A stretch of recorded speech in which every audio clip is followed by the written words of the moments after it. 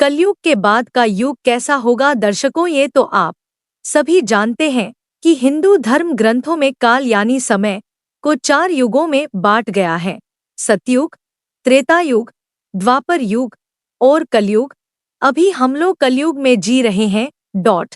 कलयुग यानी एक ऐसा युग जिसमें मनुष्य जाति का मन असंतोष भरा हो, सभी मानसिक रूप से दुखी हो, धर्म का सिर्फ 1/4 अंश रह गया हो। वर्तमान परिस्थिति में ये चरितार्थ होता हुआ दिख रहा है। आज चारों ओर अहंकार, पटीसोरोथ, लालच और आतंकी दिखाई देता है। कलयुग कितना बचा है अभी? पुराणों में कलयुग को मनुष्यों के लिए सराफ के माना गया है, लेकिन दोस्तों, क्या आपने कभी सोचा है कि कलयुग कब शुरू हुआ या फिर इस सार्पित युग का अंत कब होगा और उसके बाद कौन से युग आएगा? तो आइए जानते हैं कलयुग के बाद का युग कैसा होगा। धार्मिक ग्रंथों के अनुसार युगों के परिवर्तन का ये 22वां चक्र चल रहा है। गीता में भी इस बात का वर्णन किया गया है। गीता के अनुसार परिवर्तन ही इस सृष्टि का नियम है। जैसे आत्मा एक शरीर को छोड़कर दूसरा शरीर धारण करती है, दिन के बाद रात होती है, जैसे ऋतु भी आपने निश्चित समय के साथ परिवर्तित होती हैं, ठीक उसी तरह एक निर्धारित काल खंड के बाद इस सृष्टि में युग का परिवर्तन होना भी अटल सत्य है। विष्णु जी के अनुसार कलयुग ग्रंथों में कलयुग से जुड़ी एक कथा का वर्णन किया गया है, जिसके अनुसार एक दिन किसी ने भगवान विष्णु से पूछा कि प्रभु, अभी द्वापर युग चल रहा है और काल खंड के चक्कर के अनुसार इसके बाद कलयुग आने वाला है, लेकिन मनुष्य उस नए युग को पहचानेंगे कैसे? तब विष्णु जी ने कहा, जब दुनिया में पाप बढ़ जाएगा तब समझ लेना कि कलयुग शुरू हो चुका है। कलयुग की शुरुआत स्त्री केसों से होगी। अभी जिन केसों स्त्री का आभूषण माना जाता है, उन्हीं केसों को कलयुग की स्त्रियां कटवाना शुरू कर देंगी। उसके बाद सभी स्त्री बटा पुरुष सुंदर दिखने के लिए अपने बालों को रंगना शुरू कर देंगे और फिर कलयुग में किसी के भी बाल लंबे और काले नहीं दिखाया देंगे।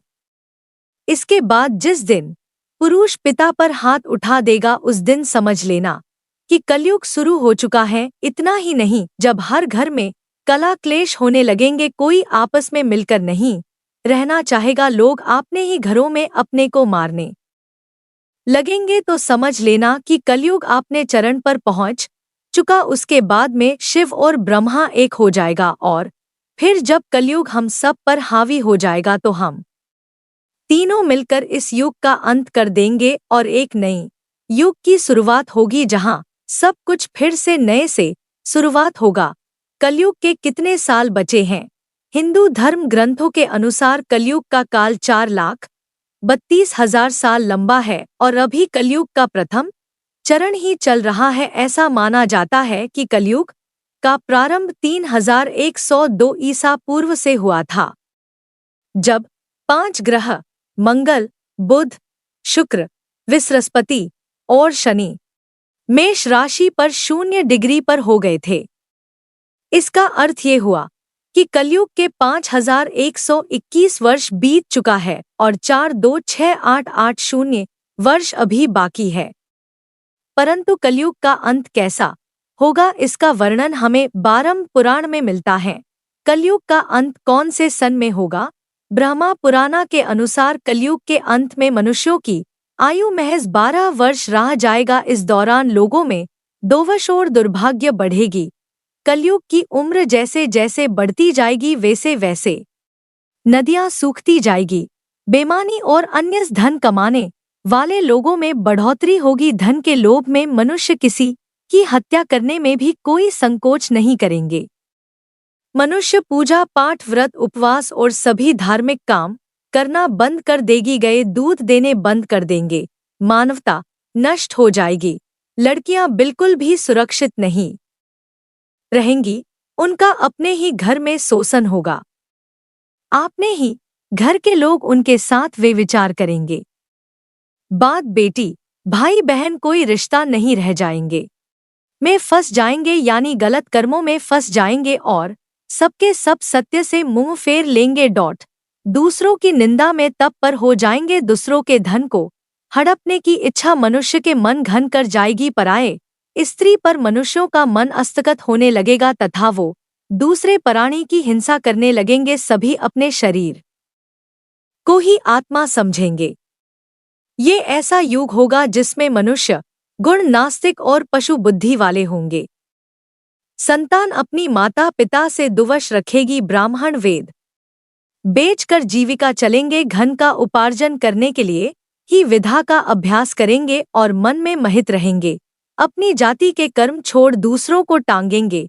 दोस्तों, आज शिव पुराण में वर्णित ये सारी बातें सच में घटित होती हुई दिखाई दे रही है, जबकि कलयुग ने अभी सिर्फ 5000 साल पूरे किए हैं और इसे समाप्त होने में अभी लाखों वर्ष बाकी हैं।